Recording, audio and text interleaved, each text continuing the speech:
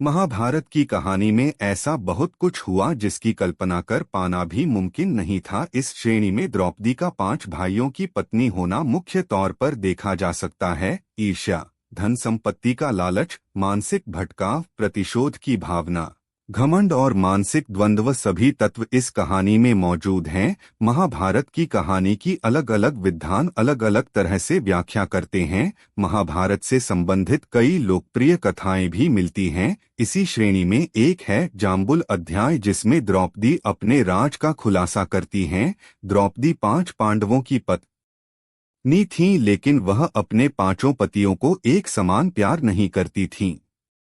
वह सबसे ज्यादा अर्जुन से प्रेम करती थीं, लेकिन दूसरी तरफ अर्जुन द्रौपदी को वह प्यार नहीं दे पाए क्योंकि वह कृष्ण की बहन सुभद्रा से सबसे ज्यादा प्यार करते थे। एक प्रचलित कथानक के मुताबिक पांडवों के निर्वासन के 12वें वर्ष के दौरान द्रौपदी ने एक पेड़ पर पके हुए जामुनों का गुच्छा लटकते देखा। द्रौपदी ने तुरंत ही इसे तोड़ लिया। जैसे ही द्रौपदी ने ऐसा किया, भगवान कृष्ण वहां पहुंच गए। भगवान श्री कृष्ण ने बताया कि इसी फल से एक साधु अपने 12 साल का उपवास तोड़ने वाले थे। द्रौपदी ने फल तोड़ लिया था, जिससे पांडव साधु के कोप का शिकार हो सकते थे।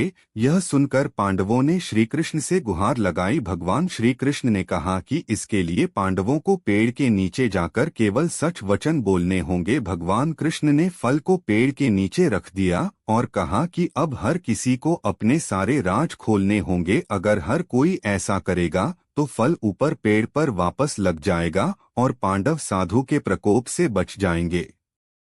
सबसे पहले श्री कृष्ण ने युधिष्ठिर को बुलाया। युधिष्ठिर ने कहा कि दुनिया में सत्य, ईमानदारी, सहिष्णुता का प्रसार होना चाहिए, जबकि बेईमानी और दुष्टता का सर्वनाश होना चाहिए। युधिष्ठिर ने पांडवों के साथ हुए सभी बुरे घटनाक्रमों के लिए द्रौपदी को जिम्मेदार ठहराया। युधिष्ठिर के सत्य वचन कहने के बाद फल जमीन से 2 फीट ऊपर आ गया। अब श्री कृष्ण ने भीम से बोलने के लिए कहा।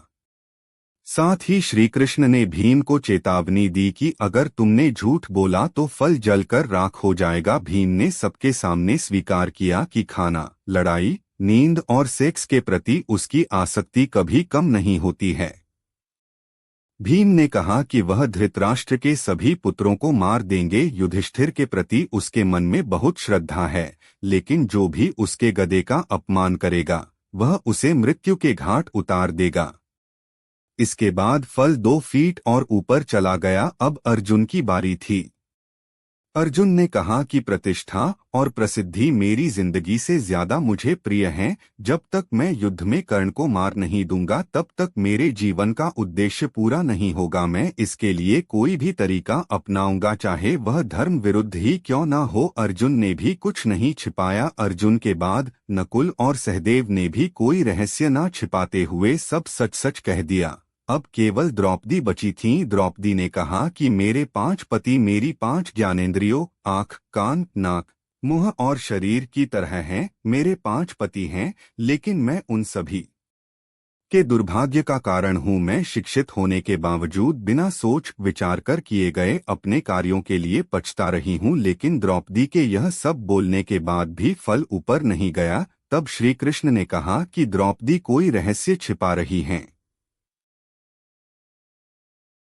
तब द्रौपदी ने अपने पतियों की तरफ देखते हुए कहा, मैं आप 5 से प्यार करती हूँ, लेकिन मैं किसी 6वें पुरुष से भी प्यार करती हूँ। मैं कर्ण से प्यार करती हूँ। जाति की वजह से उससे विवाह नहीं करने का मुझे अब पछतावा होता है। अगर मैंने कर्ण से विवाह किया होता तो शायद मुझे इतने दुख नहीं झेलने पड़ते। तब शायद मुझे इस तरह के कड़वे अनुभवों से होकर नहीं गुजरना पड़ता। यह सुनकर 5 पांडव हैरान रह गए, लेकिन किसी ने कुछ कहा नहीं। द्रौपदी के सारे रहस्य खोलने के बाद श्री कृष्ण के कहे अनुसार फल वापस पेड़ पर पहुंच गया।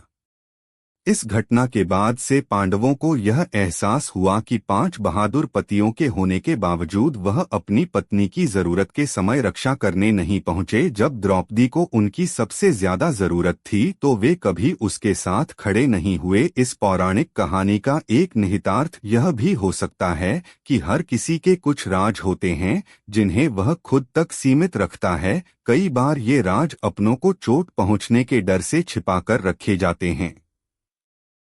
द्रौपदी को आखिर क्यों मिले 5 पति कहा जाता है?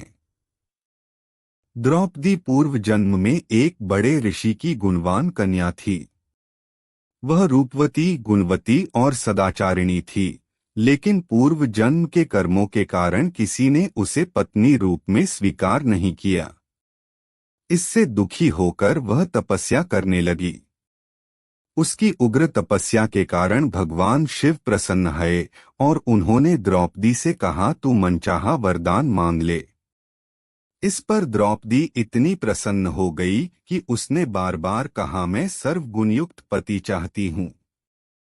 भगवान शंकर ने कहा, तूने मनचाहा पति पाने के लिए मुझसे 5 बार प्रार्थना की है, इसलिए तुझे दूसरे जन्म में एक नहीं 5 पति मिलेंगे।